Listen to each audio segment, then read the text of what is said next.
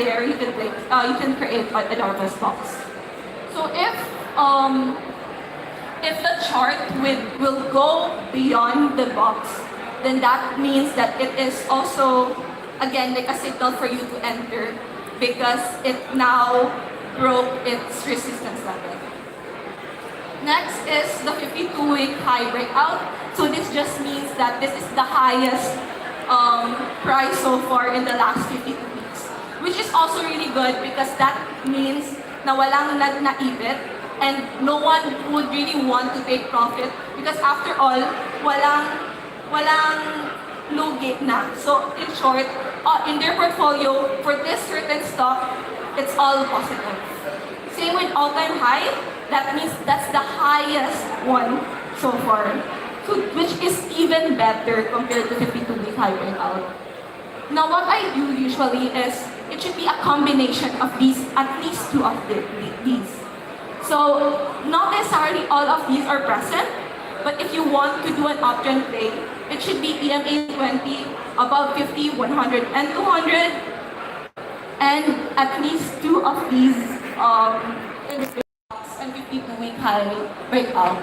So this black line is actually the 52-week high breakout, and I also created a Darvas box. So I made sure, as mentioned also at the beginning, that there should be a clear plan when you enter a trade. So what I did is I plotted in the target price, the cut loss, just in case it won't go according to plan, and with that, I have a risk-reward ratio of 3.91. Advisable RRR is 1:2, so don't go into a trading, don't trade something if it's below 2 because after all, it doesn't make sense. If your reward is lesser than the risk, then I strongly advise you to not continue. Okay, for the next one, it's the Darvas box and 52-week high breakout naman. So ICT in here, it was in sideways for quite a long time, but it broke its Darvas box and 52-week high as well. So as seen in here, once it broke na, patuloy na siya tumataas. So there's really a strong bias when it comes to uptrend plays because when it breaks the place or the setups, patuloy na siya. It would go like exponentially up. Next, I believe everyone's familiar, AC Energy. This time, I'm doing pattern break, Darvas box, and 52-week high breakout.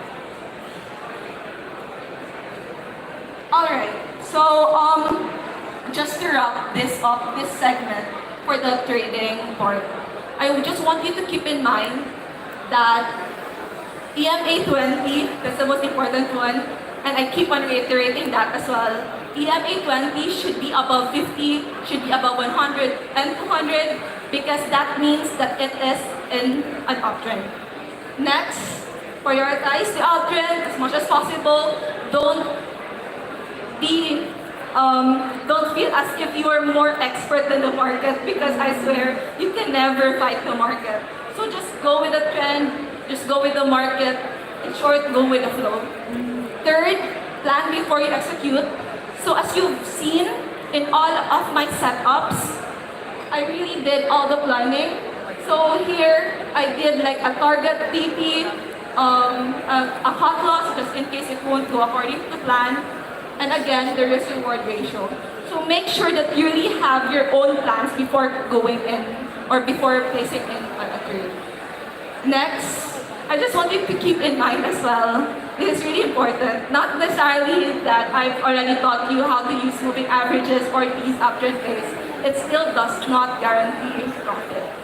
Just make sure, just make sure to like really continue doing it, that you would be able to really master what you're capable of, and with that you could also assess your risk appetite accordingly, so you'd be able to know what type of trader are you. That's why earlier I asked what type of trader are you, because there are some who couldn't do scalping or who couldn't do day trading because for them that is just like too hassle or they couldn't commit that much in the market. There are also some who trade as quick as like few seconds by doing but there are also some who couldn't do that because they couldn't hindi nila kaya yung volatility. So it really depends on you. I just presented to you some setups which I am doing, or maybe you could also explore on if it also applies on you. Now, lastly, why if you're not a trader but you want to invest, why should you start investing now? So obviously, it's because for accumulated returns. So now I would like to give examples in cryptocurrency. If you invested in Bitcoin in 2017, you'd probably be able to buy Bitcoin for just as low as $2,000. But now, like recently, the price of Bitcoin is around 68. So have you seen like the exponential growth of this? In just like 7 years time, you were able to, let's say, you placed in $100 in 2017. In 7 years time, you were able to make your $100 to 38,000 because the 38,000% just by simply putting in your money. Another example is Ethereum. So if you're able to buy an Ethereum in June 2020 for $200, now at its peak, that's the all-time high for Ethereum last November 2021. It went above to as high as 4.5, like around-ish K. So again, in investing, this is different. Because the way I actually look into investing, you really focus on the fundamentals. You look into the future of it. And with that, you really have to do your own research as well. It is not just simply trading wherein you look at the charts. I mean, the charts would help in order for you to analyze. But this time, you really have to think outside the box. And you really have to think that if I'm gonna put Bitcoin right now, do I think Bitcoin is really the future?